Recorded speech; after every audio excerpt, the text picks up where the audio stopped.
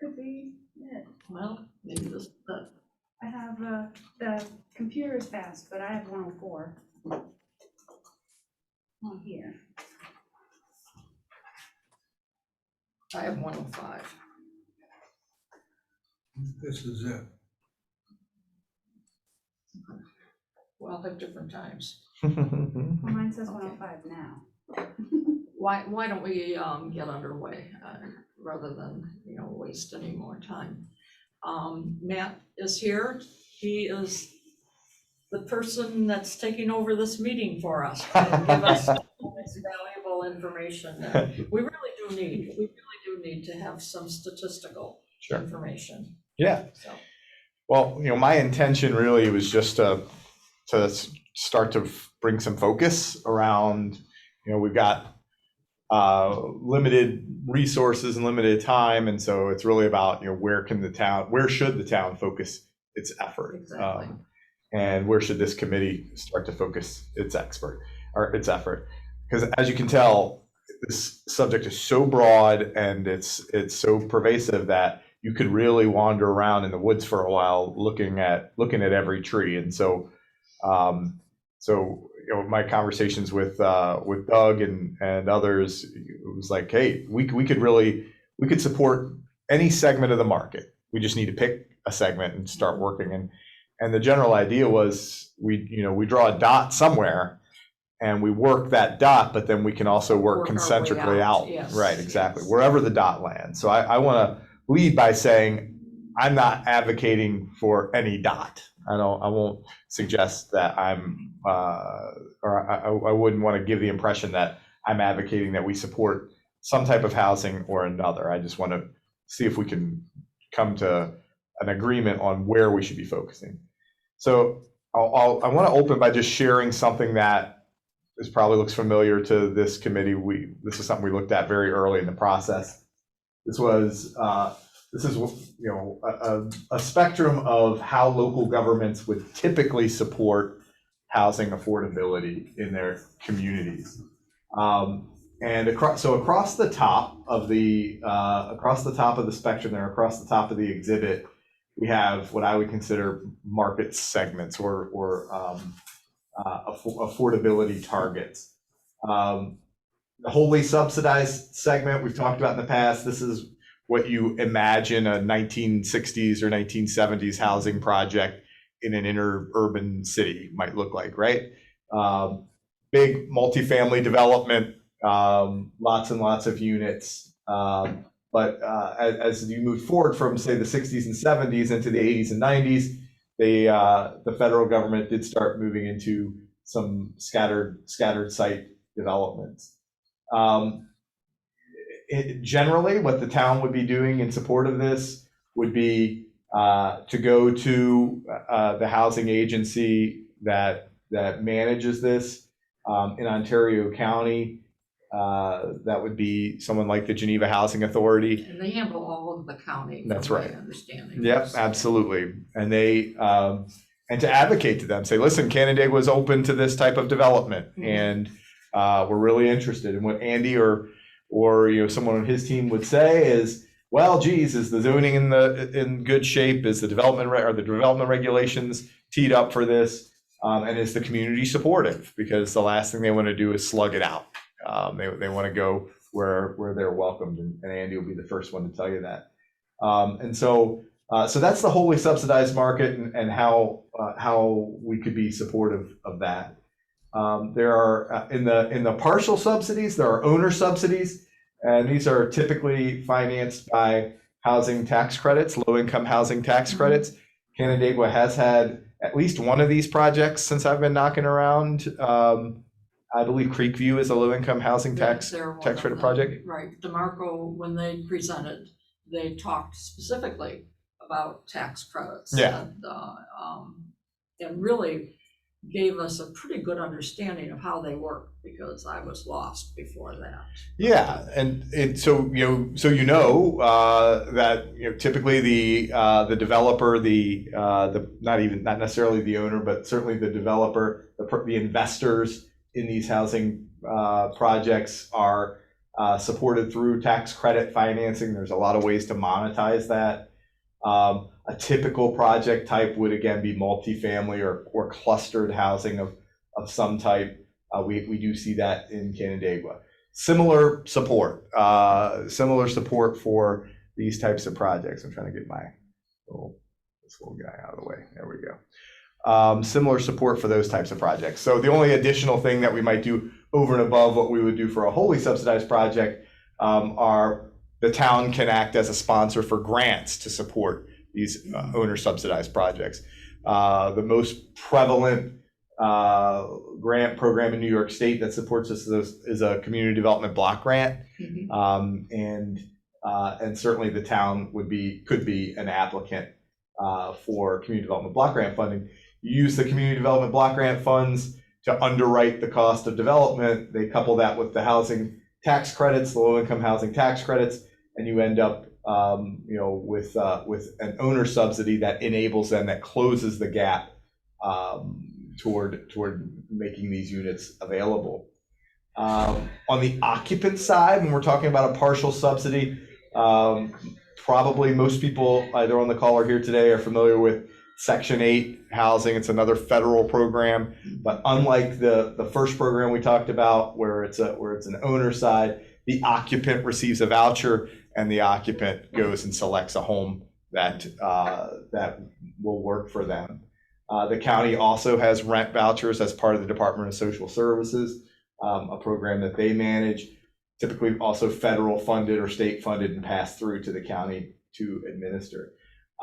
These rent vouchers and Section 8 vouchers, because they are targeted to occupants or to renters effectively, they can take the shape of virtually any kind of housing.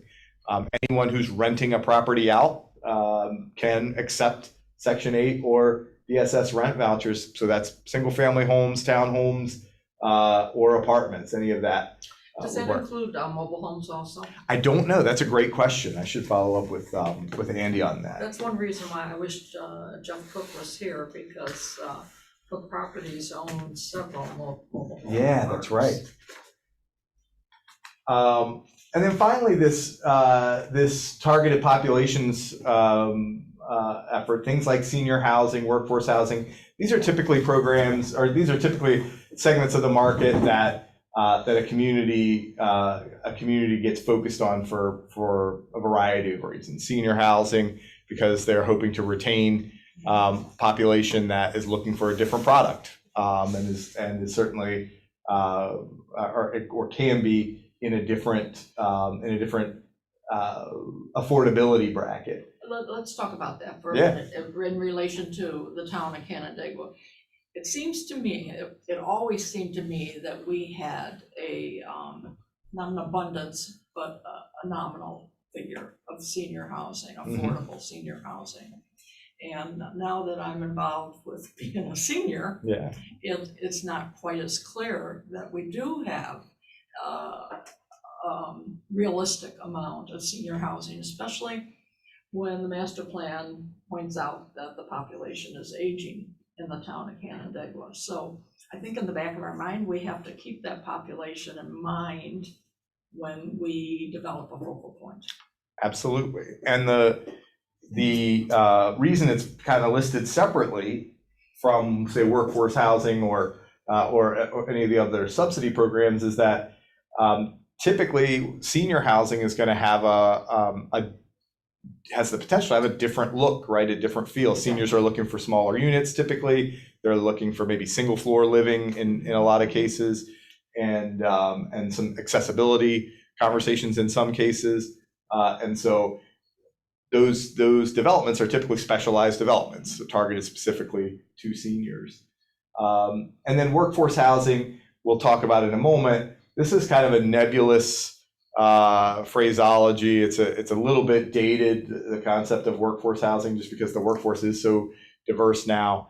But effectively, this was, when I talk about workforce housing, I talk about the ability to serve our population of jobs, right? So one of the things I encourage communities to do a lot is don't export your problems. Right? We don't want you to create a low wage environment in the name of some economic development strategy. Tourism can be that, right? Tourism can be a low wage environment. So you create a low wage environment on your economic development side, and then you do nothing about the housing market side, and effectively you've pushed workers out into the hinterlands or out of your community. You've exported your housing affordability problem. Isn't that what we've done? And it's what a lot of communities do, right? Tourism When communities. you consider the major manufacturer in the town of Canandaigua was Pactiv, and I'm not casting any aspersions on them, it's a reality, but the second major industry in the town is tourism. Tourism is naturally tends toward the lower wage and Yeah, service absolutely. organizations. Yeah, so if you go into some more traditional iconic tourism locations like Myrtle Beach or Hilton Head or Key West, these places. Hilton Head's the one I'm most familiar with because I worked in an inland community from Hilton Head, and all of the people who worked on Hilton Head lived in my city, and at 3 o'clock in the morning they would get on a bus and go to work in the hotels on Hilton Head.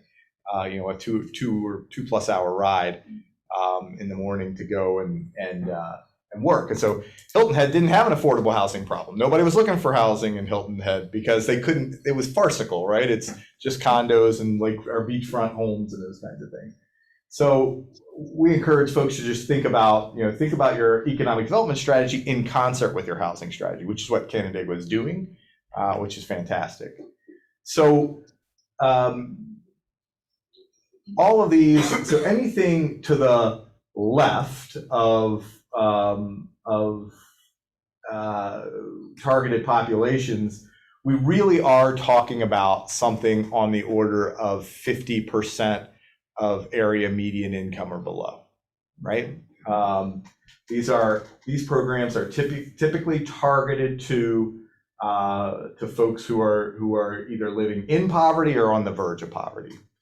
And so when we're talking about how we support certain segments of the population, the idea that the town itself can attract development one way or another, it starts to be pretty limited without the support of the county, the state, or the federal government, because that's who manages those larger scale subsidy programs. So I just wanted to get that out there to remind folks that everybody who came to the table in this conversation likely had a definition of affordability in your brain. And at our peak, we're probably 10 or 15 folks around this table. And my bet is if we had 15 people, we'd have at least 7 or 8 definitions of affordability, right? And all of them are correct. And it's just a matter of where on that spectrum the committee wants to focus. So I'm a statistics guy, and I just I just want to break it down like to its closest relevant data point. Like what is it that we're really after here? And so what I did was I made a few phone calls, did some internet research to find out what's a typical wage for certain employees or certain employee classes. If you go into Google or any search engine and type manufacturing or production work in Canandaigua, New York, you're going to get Pactiv, Gallo, and a couple of others. I looked at the true production workers in this environment, and those production jobs. So we're not talking about any type of clerical or those types of jobs. Line workers. Actually, line workers, right? Sitting in or working on the factory floor. And then also called around to some kind of what I would call semi-professional jobs, like a customer service rep in a bank, for example, a CSR, like a floor person in a bank, or a head teller, someone like that in a bank. Maybe like a marketing type person in an office environment. All those jobs tend to, I mean, it ranges, I'd say the range I found was like $17 to $24. So they all kind of hover around the $20 an hour mark. So at $20 an hour, all of those jobs also kind of advertise themselves as full-time jobs. So $20 an hour times 2,080 hours a year, which is a typical working year, equals $41,600 a year. So we know that that there's the kind of the industry standard data point for what we would consider non-burdened housing, right? So if we remember back from our research, you're considered cost burdened in your housing if you spend more than a third of your gross income on housing. And so we wanted to keep it below the burdened number. 13,728 a year is where that comes out to, but that burdened number is all housing costs, right? Is that of gross or net? Of gross, yeah. So less than a third of gross. Correct. So that includes electric, gas. Exactly, all your water, utilities, all insurance, anything like that, maintenance. So the rent or mortgage is the bulk of the cost typically. So we ratchet it back down further from the third and say, honestly, we could only spend about 75% of that on rent or mortgage. So that gives us a number of about $10,300 per year to spend on rent or mortgage monthly. If it's a single earning household, that's about $858 a month. I get really frustrated with mortgage amortization websites because a mortgage amortization website is telling me that at $858 a month, I could afford a $200,000 home, which I just do not believe. No. That's just not fair, right? It presumes things like a 20% down payment, which every production line worker carries around in his bank account. Absolutely. Things like that. Yeah, exactly. You just got 60K laying around. So I have did. a question. Sure. Matt, did you say that included heat? So or the reason we go to where it says discounted for rent and mortgage, yep. That takes it to just the rent. So that monthly rent or mortgage amount just includes rent or mortgage. Okay, got it. That leaves money left over for utilities, insurance, that kind of thing. Okay, thank you. So reasonably, at least my experience, whether I got a good deal on my mortgage or not, we'll never know. It's about $100,000 house in my world. My mortgage is about that much, and I have about $100,000 home. So there are none in Canada. right. So I also went a lot of anecdotal stuff here because I didn't want to get our technical market folks involved without talking to you all. But if you go on the realtor.com and search for $100,000 homes in Canandaigua, you don't find much. You don't find really anything.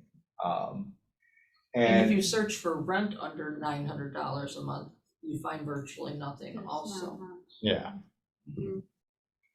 A 2-income home with both people working in that semi-professional environment, now you could theoretically go up to $200,000, but a 2-income home could mean a larger family, right? And so it still stays a little bit out of reach. So I just wanted to use this as an illustration point. We also looked at the median household income, and I wanted to do something for Nash here. Let me insert.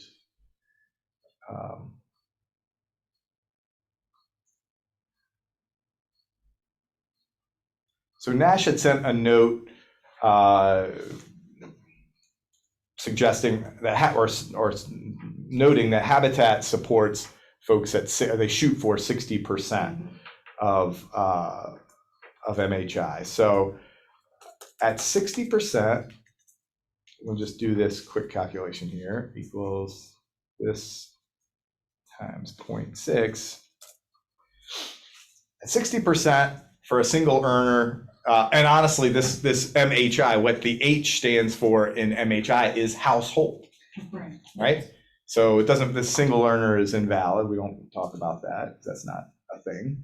It's a family. So Nash's example, the folks could afford to spend $600 a month on rent or mortgage.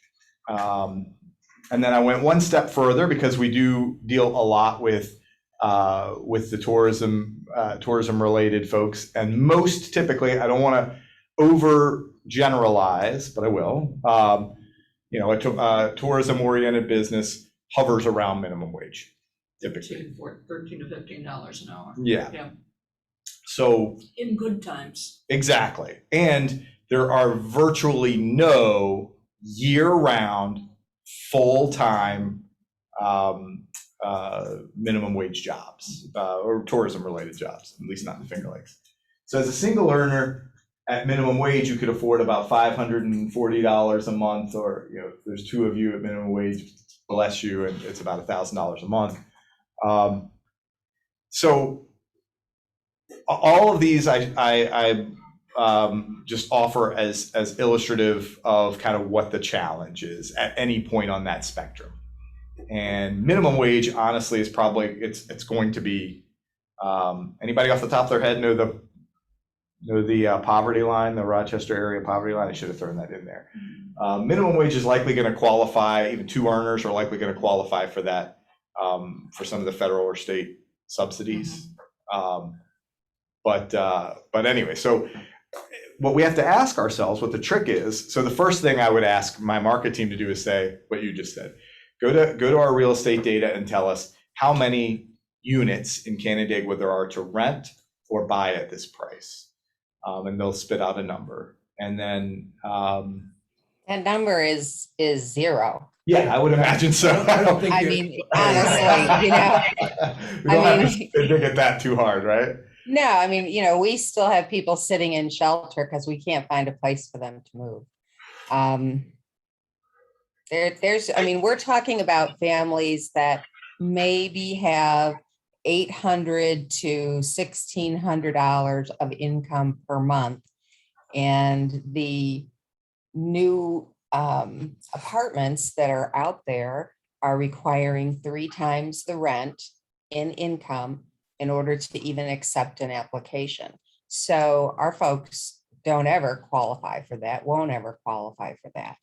So from our perspective, we need a lot of advocacy from our local level here with the state, because they're considering, the federal government's considering whether they want to continue these rental assistance vouchers and stuff for people and increase Section 8. And we really need that because people just can't afford the housing. And I can't get somebody a job, and I can't get them, to make something more of themselves if they don't have a place to live.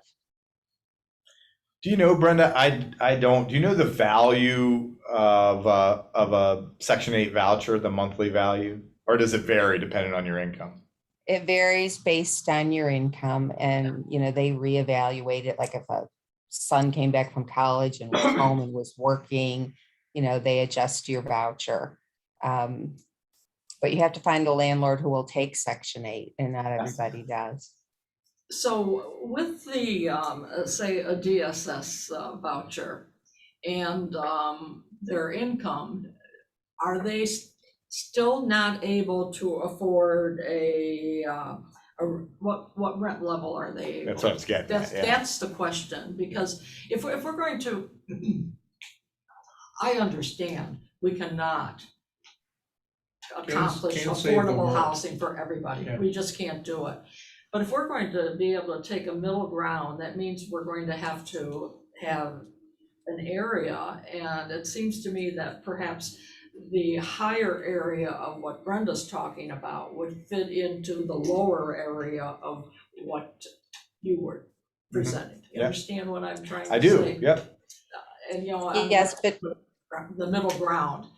yeah, it's just that there aren't units. There aren't units to be rented, even with a And- voucher and, you know, it's the inventory issue. And that's what that's why we need to focus, Brenda, because we need to know where to push developers, where Is this to more negotiate. Creek views? Creekview, Ryan Wallace, I know this is on the call, his type of units, things like that. We need to know where to encourage developers to spend their To money. grease the wheels for that kind of development Yeah. somehow. I mean, you want a unit that is constructed that is close to, you know, services and stores. Exactly, and that's A why. lot of them don't have transportation. You know, Creekview is just in the best location. Oh, it You is, know, yeah. that was just, you know, a beautiful project right there. But we need more of them. Well, it's not vote was as if it's passed. We've got 3 more phases. Phases If to they come can- with if they- Creekview, If they right. can get whatever Right, subsidies and I never got an they- answer to my email, so. they need, yeah. So Um, that's not a dead issue as far as some relief or whatever. But the hot area now is the uptown area, and, you know, there are a couple of developers that are interested, and you probably Yeah, know sure, that. yeah. The uptown area, and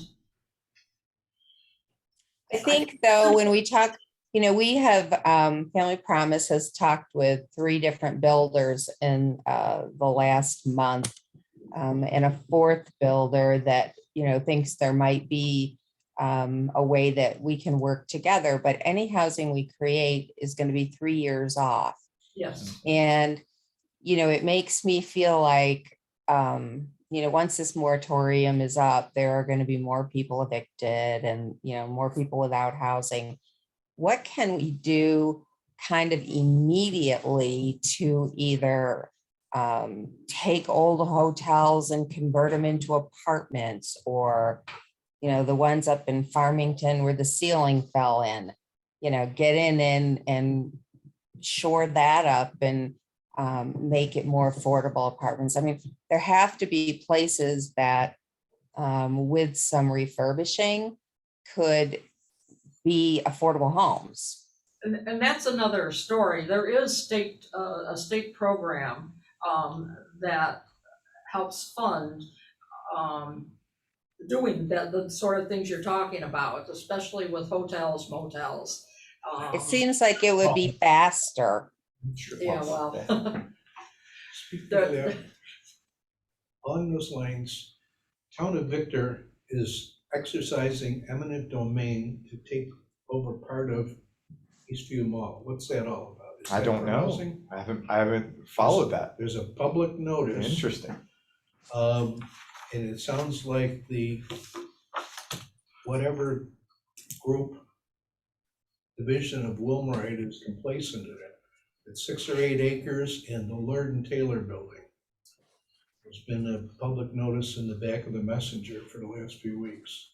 I think it's related to sale of cannabis. So what? Cannabis?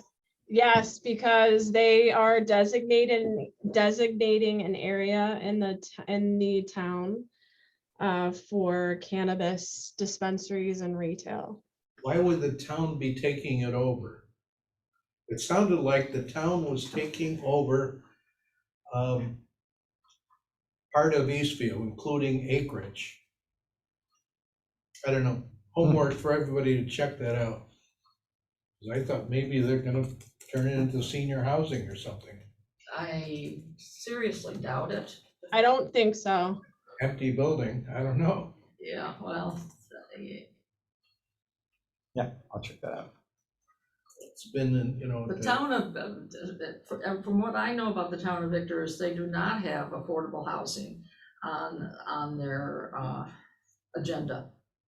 Well, they're building a lot of middle income housing for sure. Very middle. Very middle. Yeah, I mean, As I drive through downtown, I often wonder, the second floors of all of those storefronts, are they vacant? Are people renovating them and using them for business, or could apartments be put into that Most of them- second level? Most of them already are apartments, and there are people living in them. And of course, a lot of them are owned by the same individual, and the rent is pretty high. So there's value to, some people value being in that downtown area and are willing to pay that kind of rent.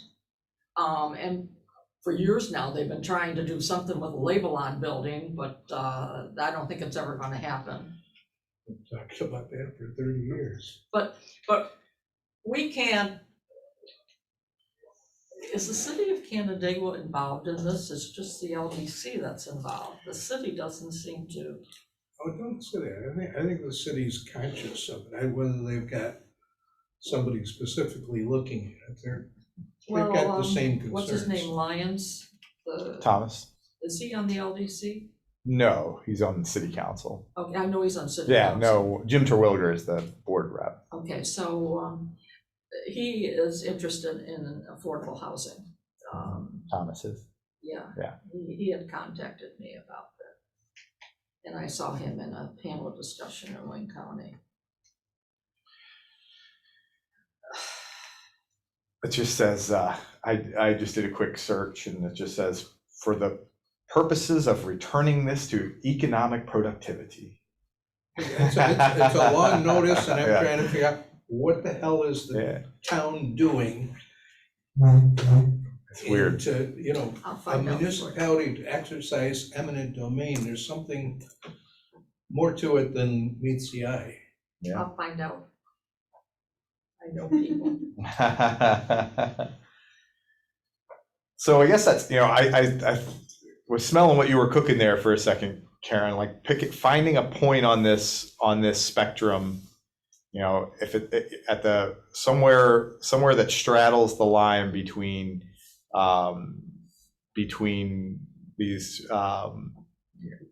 low income and lower moderate income folks, right? So maybe Nash is right. Maybe that 60% is the sweet spot.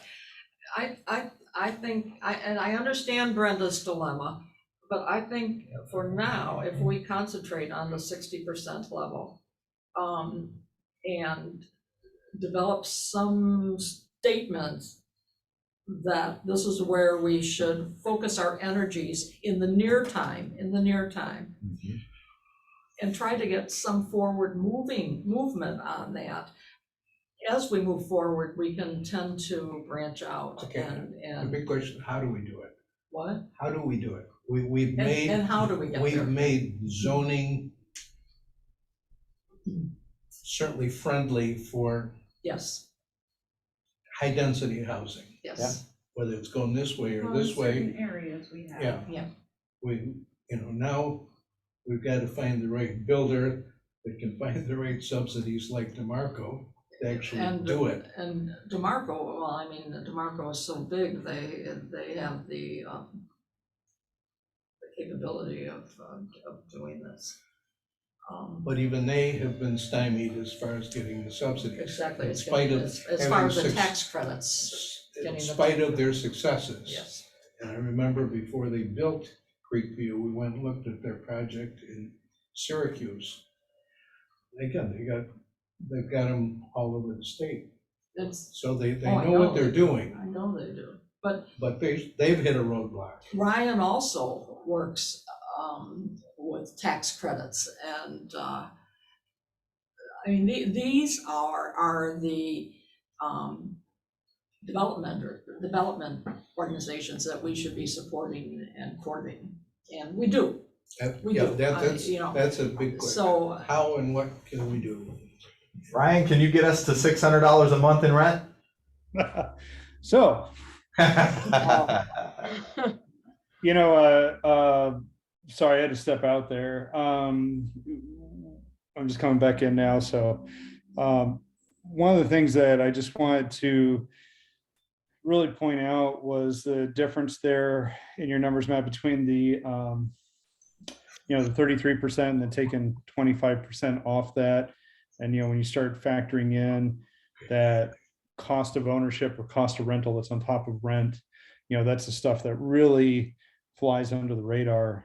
And it's one of the reasons, honestly, we moved away from affordable home ownership, is we just couldn't get the property tax, as part of that. I mean, we were, our numbers were coming in at like, when you factored in even a light property tax burden on $100,000 home, you're still adding, $250, $300 a month onto that utility stack. And now you're looking at more like a 40%, lop off of that 33% number, if that makes sense. Yeah. And that was one of the things that honestly kind of pushes away, is like, we were already struggling to get to, $150,000 per door of finished cost. And we were finding that was not going to be possible in single family. And then you're chasing another, trying to chase another 50K of incentives to make that 150K home 100K, just to get that rent down. And then that was doing Zippo, for those other costs of ownership, or at least not much. So, one of the great things about multifamily is that it takes all those maintenance items, the property tax items, and it reduces them significantly per door per month, both through pilot agreements, but also just the fact that, we've got one maintenance crew maintaining all the units instead of maintenance being broken out per individual homeowner. But, how to get the rents down, I'll just say that we think $900 a month is achievable without any subsidy in any format. It'll take us a couple of years to get there. We've got to get some more efficiencies in how we develop the sites, and inflation is going to take its toll on project cost. And unfortunately, we're going to have a double whammy, right? Where inflation is going to raise material costs up for us. And then the Fed's going to come in with higher interest rates to combat that inflation and make our cost of money higher. So it's going to stair step it up. And it's not like those interest rates are suddenly going to magically cut material prices overnight, if at all. It might just level them out. So we've got our obstacles ahead of us, but all I could say is kind of the same stuff that you all heard me say before, is that when we can cut unnecessary development costs off the top, it makes a huge difference. We're developing 3 buildings right now in the town of Geneva, and we're going to spend $1.8 million in civil work to get to those 3 buildings. So that's 75 units that we need $1.8 million to get water, sewer, roads to. Some of the sites that we're looking at in town of Canandaigua have got utilities that on street, and that $1.8 million cost is now about $100,000 per building, or $300,000 total for the same number of density. So those are really important factors that can have a big, it affects the sources and uses on a project, and then that trickles all down to affect the rents. So Ryan, really, when you talk about the cost of building, we're really looking at a situation where you're wanting to build small units, because that's really the only way you're going to get your money back out of it. So our families that need 3 and 4 bedroom places aren't going to be finding, a residence necessarily in the smaller units. Is there anybody that is, thinking about building something that would accommodate larger families? So I think that it's really important to address what the time frame is for those families. So what we've made a conscious decision on is, right, we're building these buildings with a fairly high quality interior finish. They're sustainable, they're net zero and are built with union labor. So we're trying to raise, those those professional or those manufacturing wages up in our area, but those are all cost adders, right? So we had to find something in the cost savings category to balance that out. If it's not going to be a huge chunk of hard to get HCR money for the project, then it needs to be cheaper units, cheaper quality, whatever that, that's not something that we're interested in, but it is one way of doing it.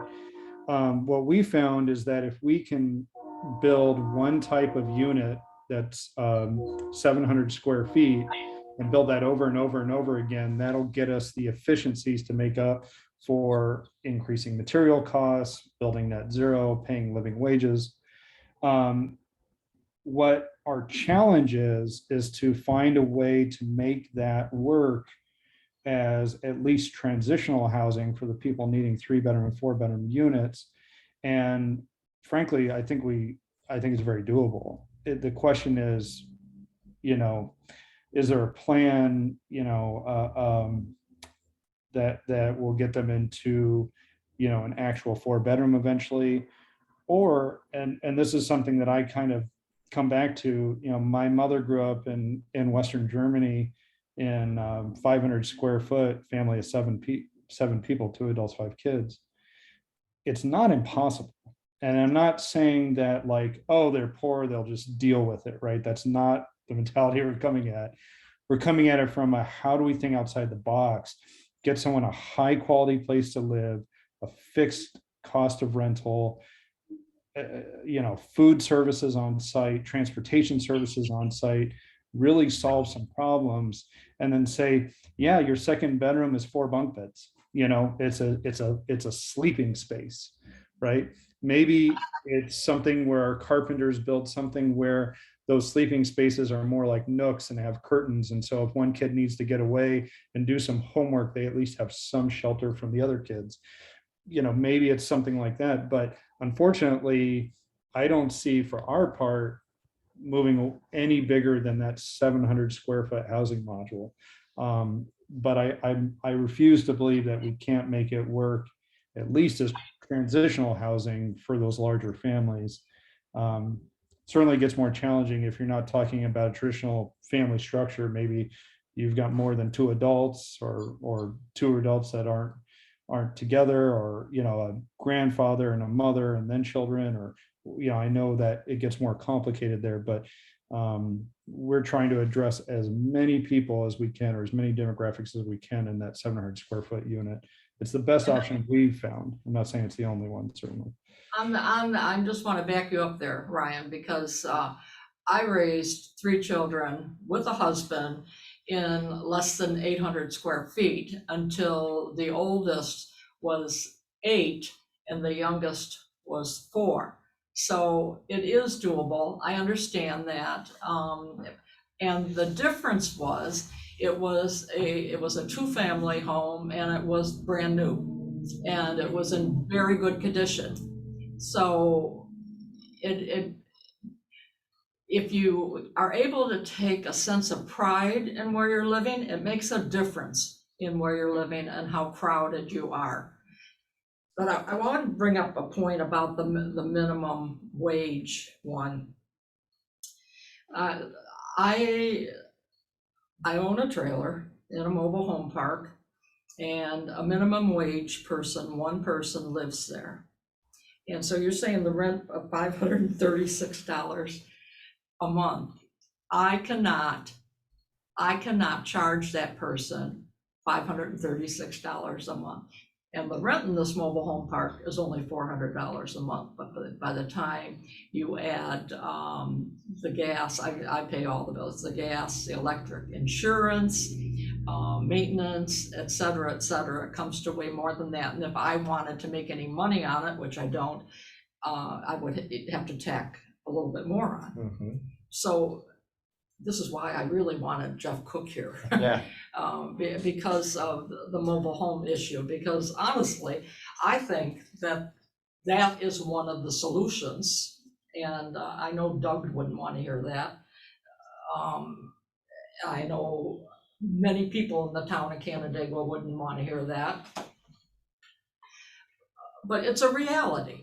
Yeah. It's a reality, you know, you have to house people and you have to house them the best you can do. And sometimes it's not a single family home or even a nice apartment. Sometimes it's a nice mobile home. I think I that's part of the totally- plan for Uptown Landing. Can you guys hear me? Yeah, Yeah, part of the back piece in Uptown it won't be a park per se, but it will be that, manufactured home style. mhm. Yeah, and I was gonna say two things. One, about the property that Shauna just referenced goes back to a note that Ryan made earlier. Because of the way the town has set up the zoning now, that setup will be individual, or can be individual units near more manufactured housing, right? Individual units on a single lot. So there's no subdivision cost. There's more density opportunity than there would traditionally be on a standard subdivision. So you can get more units per acre and you put less dollars into the civil that Ryan was describing. That brings the unit cost down.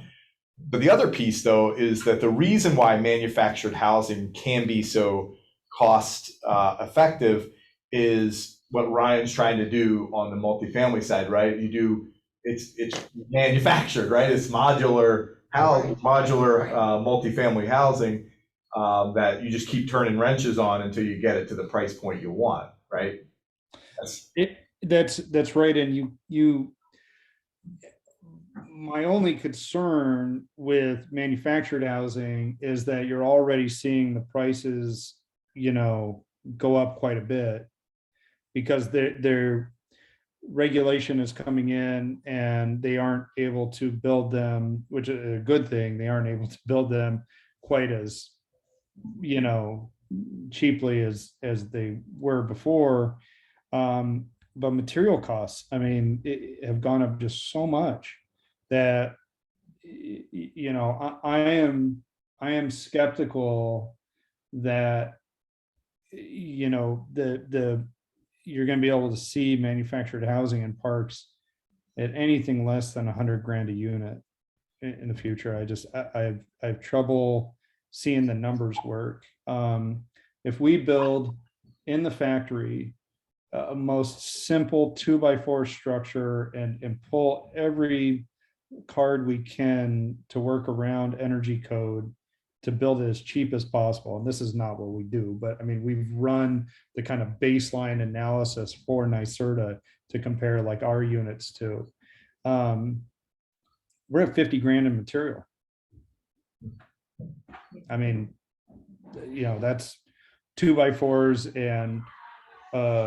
and shingle roof and a heat pump, which is actually, we ran a heat pump even though it's high efficiency because it was actually cheaper than buying a natural gas furnace. But point is, it's $50,000 in material, and so even if you have incredibly cheap labor, I just don't see that getting to market for less than $89,000. If you're at just a note on your unit, if you're covering all of the utility and insurance costs, then the number turns to $715 a month. So hopefully that covers your cost anyway. That does. And one thing I just, I hope you guys don't get sick of me chiming in these calls, but I just, I enjoy sharing kind of our experiences on the construction side. The material's gone bad enough that I don't think we had started to explore 2-story options, and we've all but shelved those ideas to go back to 3-story because it's so bad on the material side, and it's so efficient to just go up another level that it really does have huge effects on the on the rental pro forma. And so I think that, you know, what we're trying to do, and where I think you're just seeing the market move to, is how do you make that 3-story multifamily building be that much more livable, be that much more appealing to a family? You know, how do you make it that it's not your typical apartment complex where there's no pride of ownership, there's no pride of living there? And those are things those are challenges that we have, you know, that we need to address. In terms of what, you know, in terms of what the town does about it, Yes. right? If a developer had a piece of ground that that was a developable piece of ground, a developer had a piece of ground that he could get relatively inexpensively. So in the Canandaigua market, I don't know, for example, in 332, what an acre of land adjacent to 332 goes for. But for every acre of land that a developer has to acquire, that's less money that they can put into the units themselves. Yeah. So to the degree that the town can acquire property and through the LDC or other vehicles, it starts to make sense to offer that at land cost write-downs. That's a way to reduce the cost of development. All of the regulatory stuff that you've already done will do that. Towns are authorized by state law to offer pilots, property tax incentives to Yes, we know what people think about that. Give them to the wrong people. Right. Yeah, we're not talking about, you know, we're not talking about a luxury, you know, a 5-star luxury. We're talking about single family, or I mean, low to moderate income housing development. You can, the city of Canandaigua right now is evaluating that opportunity for the Labelon project to get it Yes. within its within an affordable definition, right?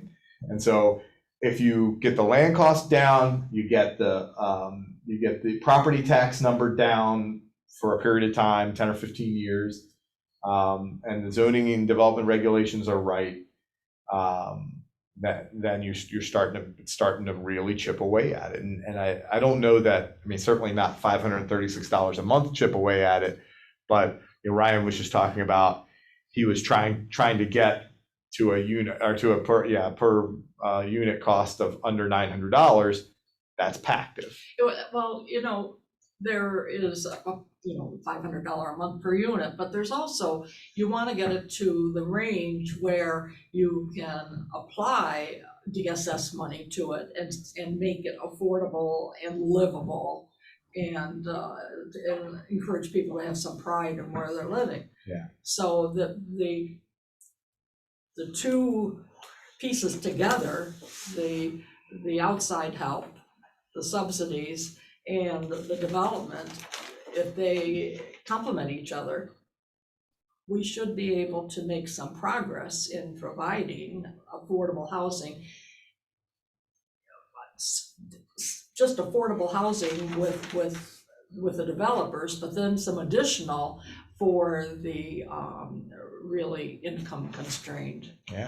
Well, and as glaring, I mean, what jumped out at me when Nash brought up 60% of MHI, before I worked it back in, before I worked my calculator back out, that monthly household income at 100% of area median income was only $1,000, and there's not 50 units on the market today for 1,000, two bedroom units on the market today for 1,000. No. So we got a problem at 100% of it. There is, but you know what, you missed the DeMarco meeting, but if you hear about the waiting lists, Yeah. I mean, they're mind-boggling, the waiting lists, and I know people who are trying to get on those waiting lists and are in desperate need of housing, and they have nothing to do with the family promise. you know, all these people, What we don't what do you see do? is how Well, you know, and our communities are, I'm afraid. I mean, Exactly. we're lucky compared with some other communities, which is why Oh, I DeMarco probably I can't. agree. We're can't not, get the we're not money. the worst Yeah. off, but we have that issue. Yeah. well, and we some still priority. had 450 families apply for the emergency housing assistance because they were like up to 12 months in arrears because they, you know, Yeah. they don't have full-time employment any longer. I mean, the COVID impact, you know, we're just really beginning to feel. And when the housing moratorium is up in January, you know, where are we going to put all these people?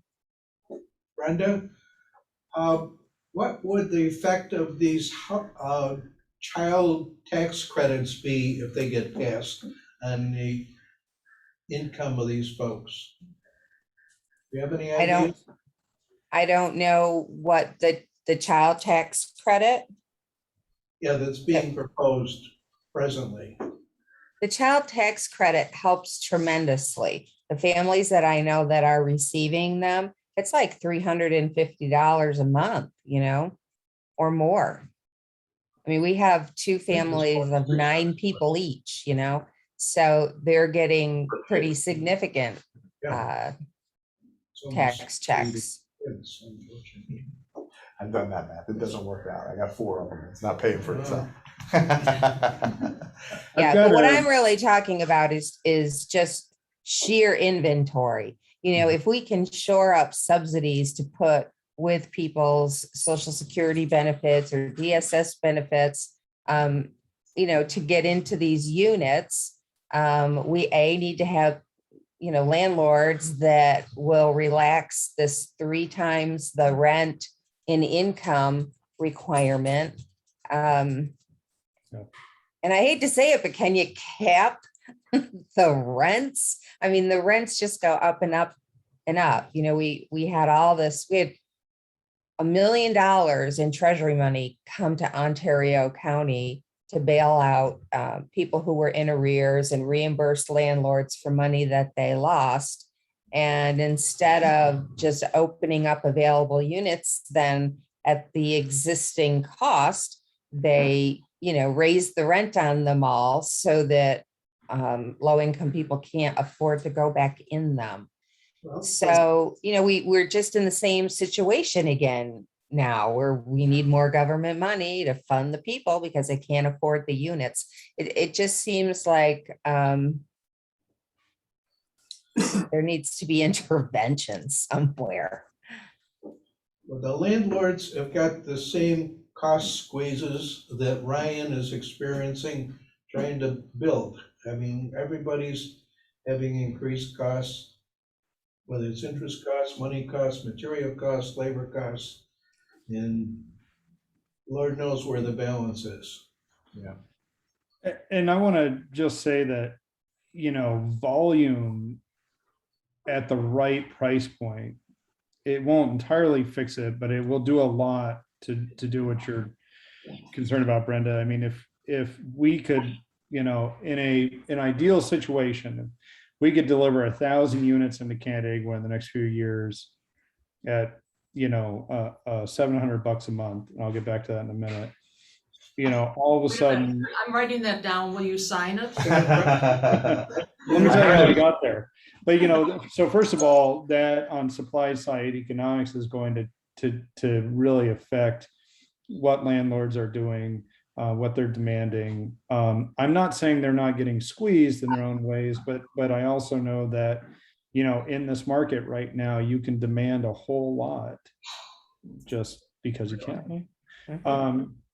So I wanted to give you just some quick numbers that are kind of realities in our world.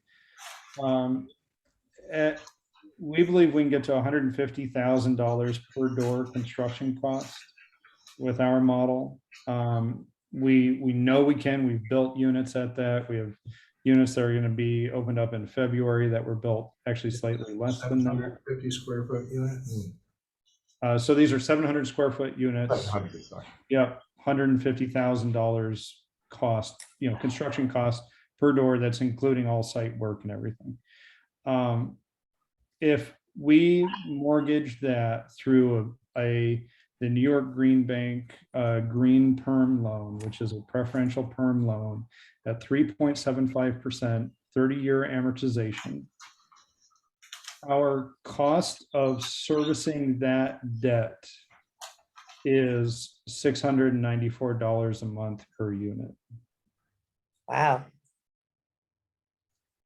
So obviously that's not the only cost of ownership, right? You've got property taxes, even if you have a pilot, you have maintenance, you have management, and you have a building reserve.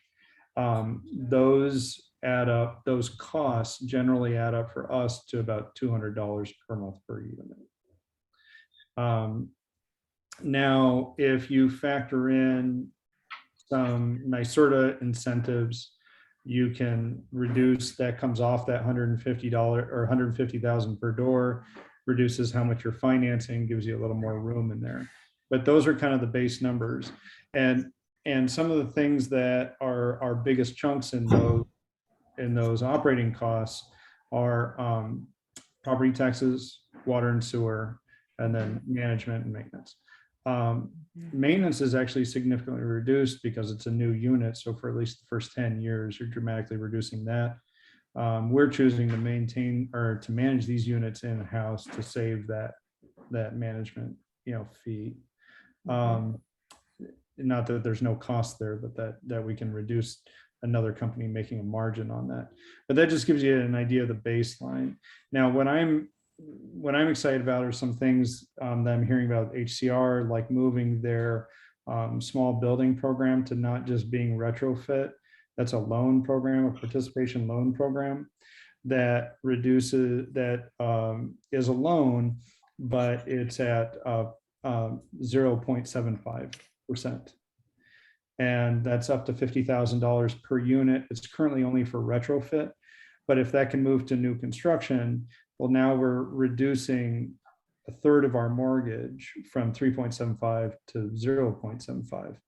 And so to me, that's a type of incentive which is dramatically replicable, right? Because the state's lending money at a very lower rate, but it's not a grant. So to me, that's the kind of programs that we want to base our volume off of, or our production off of, because it can mean volume. And so, I'm optimistic that, we can work those rents down. It's going to have to be it's going to have to be partnerships with non-for-profits, because, that even in our best situation to getting a pilot, if we wanted to build some of these literally not to be operated for profit, the best way of doing that would be with like a housing authority where it's not a private developer going in asking for a reduction in property tax, but that there can be a more significant reduction in property tax. So Brenda, of course, is responsible for Family Promise, but we also have a new person who wasn't able to attend today from Happiness House. Both of those are nonprofit organizations that produce housing for basically indigent people, to people who have very little income.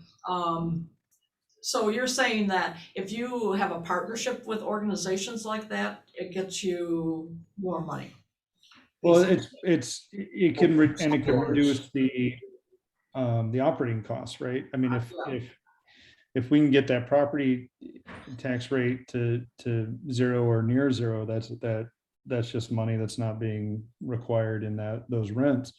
I personally believe that, pilots can sometimes go to, politically questionable organizations. But here in this situation, I don't think there's ever a better situation than just dramatically changing the housing landscape in a quality way. Well, okay, so I have two questions. One, if there were a pilot introduced, the pilot would go to the landowner or the developer, Yep. correct? All right, number 2 is how would a CDBG work on housing? So like, community development block grant could be, would be, the town would apply, or the government, the jurisdiction would apply, and would make the money available through a sub-grant to the developer. Developer, Yeah. okay. So it's typically just like on the county board when we make that available to a business, a manufacturing Exactly, business. it's the exact same the way. Same way. The trick though, and Ryan might be the only developer who would be able to adequately thread the needle here, because when you introduce community development block grant funds to a project, or most federal funds to a project, you trip a prevailing wage requirement. Exactly. But Ryan's already operating in a prevailing wage environment. He's got union labor, you know, Yeah. so. Well, and just, you know, I always feel like I'm coming in these meetings like a salesman, right? And trying to like build some programs around us. But one thing I want to really emphasize, we've committed to sharing our modeling with anyone. So if DeMarco wanted to duplicate our factory environment to work within a model set up by a municipality, we're actually obligated through our grants to share that data. So we have intellectual property in our software and our mechanical system, but what we do in the factory, how we price that out, how we design it, all of that is available. And we view that actually as a business proposition where a rising tide raises all ships, because if the town of Canandaigua creates a program that's designed around modular, affordable housing, obviously we're going to benefit, even if other firms benefit too. And I just want to say that, like, you know, the exciting thing about that concept is that we're not trying to make, in that situation, money off the tenants. We're making a margin off of the construction of the units, and we're not even making a general contractor margin. We're literally making the money by doing the HVAC, the plumbing, the electrical, the flooring, the drywall. That's where we make our margin. And that's where anyone who uses this model can make their margin. It doesn't have to be making the margin on the units forever. It doesn't have to be making a big GC markup on the whole project. And that makes me a little unpopular in the GC markets, the developer markets. But, you know, frankly, something's got to give, because pricing keeps going up and the demand for affordable housing keeps going up. We have to break the dynamic and think outside the box.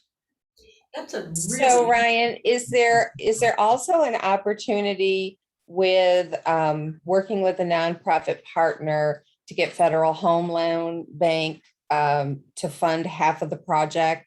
You know, combined with CBDG funds, it seems like that could be a winning combination to get the funding for the building. I just don't know, because the only Federal Home Loan Bank application I did, we had site control because we own the property. So I'm not sure how that works and if they require that.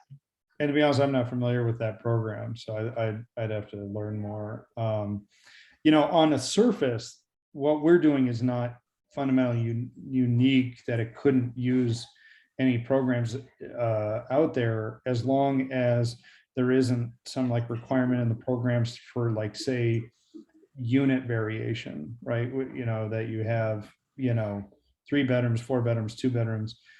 The key to this model is that you can't waste your savings by building it in a factory, by then building lots of different things. Like that's unfortunately what's happened to the modular industry, and why the modular industry isn't any cheaper than building it on site.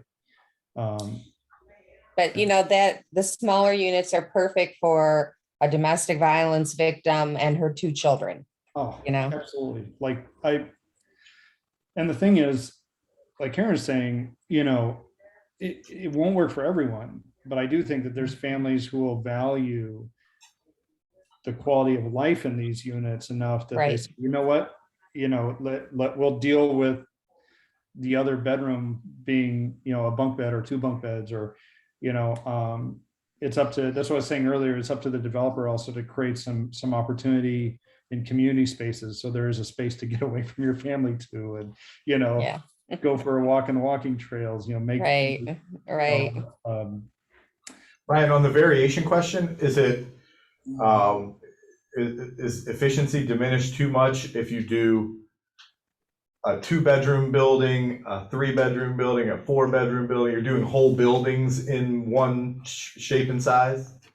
So, I have to be careful because I'm sure there's some other carpentry models that could work. But where we've spent most of our energy is just coming down to how do we get that cost per door down as far as possible while still having that door be viable to the largest number of people. Yeah. And that is without question 1 dwelling unit per box.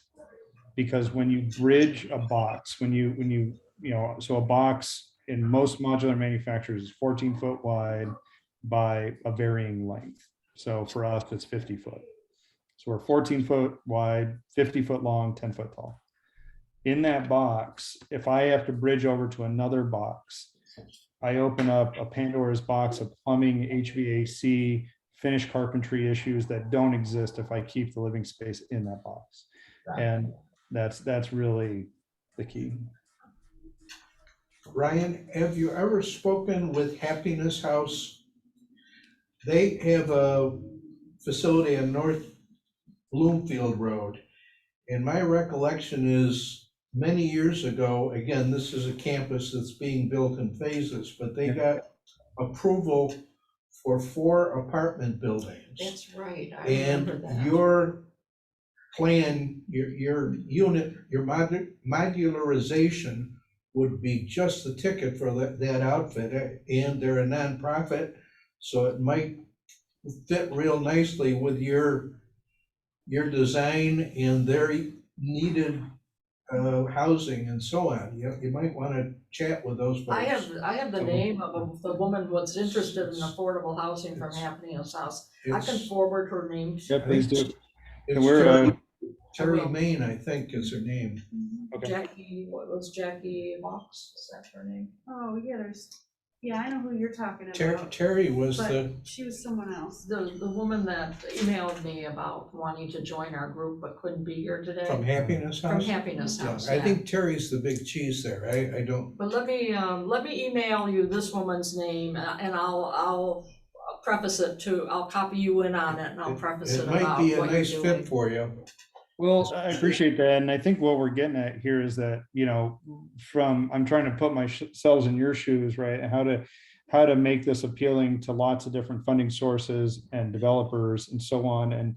And what I would just say is that if either the town or MRB or the county could lead an initiative that was, call it a community-led development model where, and I think that where technically anyone could fall into it. Not everyone will, not everyone will want to in terms of the developers, but to me, if a non-for-profit owns and operates the property, in this case, I'm obviously biased. I suppose someone could do it site built, but where, a GC or modular manufacturer is making their piece on the construction. And then there's just aggressive targets, and those aggressive targets translate into real developmental savings in the development process. I'm not looking for cash. I'm not looking for free land. What I'm looking for is a facilitated process on parcels of land that we know will work and have utilities. And that's all. And then frankly, the pilot savings and any operational savings can come through the not-for-profit. And I think that's a winning formula. I really do. Follow up with I'm going to, Happiness House there, yeah. I'm also going to follow up with the county, although it's a difficult time to follow up with the county. How about the parcel that's on the corner of Brickyard and Yerkes Road? So Police in. we're meeting with Doug, I believe, on Monday and his team about some particular parcels. And, you know, we're ready for that. We have a plan put together. We're still working out the details that we'll be ready to present to you all, I'd say in about a month or so here. I've been holding back a little bit because I'd like to identify sites specifically first, you know, even if they're just targeted sites, because I don't want to come at you with, you know, rent numbers that are based off of, you know, theoretical land cost data. But, you know, we're getting pretty close to being ready to present something where, you know, we'll need help identifying that not-for-profit to work with us. But, you know, we have specific asks of what that not-for-profit would provide. And then we have specific gives that we're going to give in terms of, you know, putting in the building, you know, and not trying to make money on it over the long term, and, you know, bringing it in without GC fees and developer fees. And selfishly, you know, it's production for our factory. But we think that, you know, so we've got a specific proposal. We'd like, you know, we developed it with the idea of a not-for-profit being involved on the ownership. What Ryan's describing this facilitated community-led development model, right? Yes, I understand. It's that. what Doug is doing, honestly. Yes, I mean, yes. here's a set of parcels in an area that we've targeted for high density development. We've lowered the regulatory hurdles, the utilities are there. Here, developer, landowner, developer. The only piece that's missing in that conversation so far is the nonprofit. The nonprofit. Well, the woman's name is Jackie Hawks Lytle, from Happiness House. I'll send you her email address when I get home today, and then you're on your own, Ryan.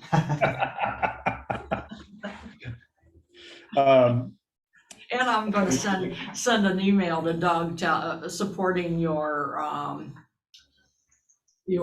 involvement with the town of Canandaigua. He knows how I feel about that already. Yeah, that might be a real nice fit. It is. Between your organization and DeMarco, honestly, I feel positive about being able to create some change in the town. And, you know, it's like a snowball. I hope it picks up some energy as we move along with doing these things. Yeah. Yeah. Well, and we don't want to do this in a vacuum either. You know, as my goal is to get that plan to you all once we have some sites identified, and then get some strong feedback from you. I mean, Brenda, I'd love to hear, you know, what you think about, you know, our unit design and rates, and, you know, maybe there's something that we can do that's even simpler too, to get that rent number down, or maybe we hold open some units that are at a lower rent level. I mean, it absolutely breaks my heart to think about, you know, families in a crisis situation, you know, living in a motel, and what that does, especially to kids in that environment. You know, I would love to, you know, even in our own project, which is right next to in Geneva, which is right next to my house, you know, I would have no qualms about having, you know, some emergency housing there, and integrating that into the plan. But anyways, So sorry for hijacking the end of the conversation here. The purpose of this meeting was to develop some focal points for our little team here, and what I've come away with. I appreciate Matt's information about the dollars and cents and the percentages, but number one, we should be putting developers together to work together on this, not try to do each one separately. Property owners. And number two, we need to investigate doing pilots. Number three, we need to investigate using CDBG money. And and hope as we move forward that we can expand the breadth of what we're able to cover. Does that sound right? I mean, Brenda, you've been here for the whole meeting, Ryan, most of the meeting. Shauna, you've been here. No, I think that that sounds, right on. And, like I said, if we can even, find a solution for some of those small families or, moms that have young children, to move into a safe, affordable unit, that would be great. And I know for us as a nonprofit, we would be applying for ESHI funding for any of the apartments that we would be using. So we would be able to pay a fair market rent on each of those units, because that would be funded. We would have money to pay a management fee. So yeah, we are looking for a partner, and, hope Okay, that let me we ask. can participate. Let me ask both of you this. For our next meeting, I'm not sure if our next meeting, if we'll have one in December or if it'll be January, but I was thinking of having Senator Helming here to explain, she's been involved in what's going on in the state assembly. Would you be interested in hearing some of the things that are happening on the state level? I mean, I think Ryan knows what they all are, but Absolutely. I'll see what I can do. Yep. That's a great Well, idea. And I think we need to, as a community, push the state, because I think that, we've been talking with a Community Preservation Corporation that provides our financing, and they are just completely frustrated with not HCR as people or even the programs, but just the lack of how much that moves the needle, right? And I think, it might take communities like ours saying, hey, we think we've got a model here, to get these rents down to, with X amount of incentive, down to, 650, 675, 700 a month. And here's what we need. And not that the state's going to move quickly on things like that, but I'll tell you what, they come out, and we've had so many people from the state view, our factory and development, and you can tell they're looking for a different solution, because it's what's happening right now is not moving the needle enough, not nearly fast enough. Okay, well, I'll work on getting something like that. And I'm also going to approach the county, but